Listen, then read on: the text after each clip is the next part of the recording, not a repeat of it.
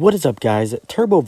here, back with another video, and in today's video, I'm reviewing Beyblade Burst Surge Episode 3, titled Persistence Kolossal Strike. So since this video will have spoilers on the episode, there will be a link in the description below to where you can watch the episode if you have not already. So anyways, this episode covers episodes 5 and 6 of Beyblade Burst Sparking, and yeah, let's begin with the analysis. So the story starts off at the Comet's gym where the club is training, and then we get into some battles and Hikaru and Hyuga are still unable to defeat Rentaro, and later we find the Comets at the Hizashi's family restaurant and Hikaru is frustrated because he cannot defeat Rentaro. So after the opening sequence, we find Rentaro going on a walk, and he finds Ranjiro training after his loss to Hikaru and Hyuga, and then we get back to the restaurant where Hikaru is analyzing Glide Roctivore and trying to find its weaknesses. So now it's the next day, and Hikaru takes on Rentaro, and with his plan, he puts Helios in its defense mode,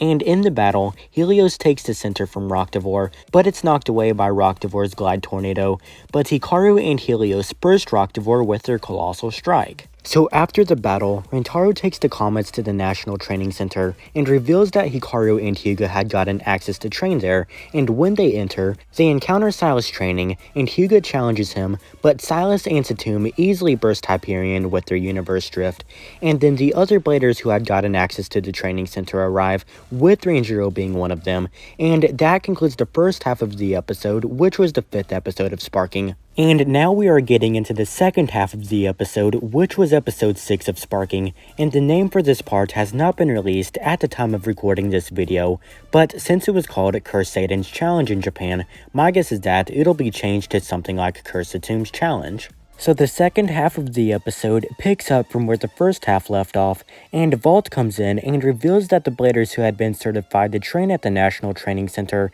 have a chance to participate in the upcoming Legend Festival if they get promoted to A rank. So the next day, Hikaru, Hyuga, and Ranjiro train to get promoted, and the day after that, Hikaru and the Comets keep Hyuga from wanting to battle Silas, and the club helps him train with Silas masks on, and later in the day, Hyuga finally pulls off a lightning launch. So the next day, Hyuga has his rematch with Silas and pulls off a lightning launch, and Hyuga and Hyperion burst Satum with their super strike, and like always, Hikaru and Hyuga argue over who gets to battle Silas next, and that concludes the episode. So anyways, Persistence Kolossal Strike was a good episode, and I did enjoy it, and I thought the battles in this episode were pretty good, and I'm glad that we are now getting deeper into the story, with the brothers preparing for the Legend Festival and defeating Rentaro and Silas. And I also liked how we got some battles with Silas in this episode, since we haven't gotten too much of him in the last 2 episodes, and I also liked the Ranjiro moments that we got in this episode, and seeing him interact with protagonists other than Iger. So in the next review, I'll be going over episode 4, Listen to Your Bae's Voice, where Hikaru and Hyuga start forming bonds with their baes,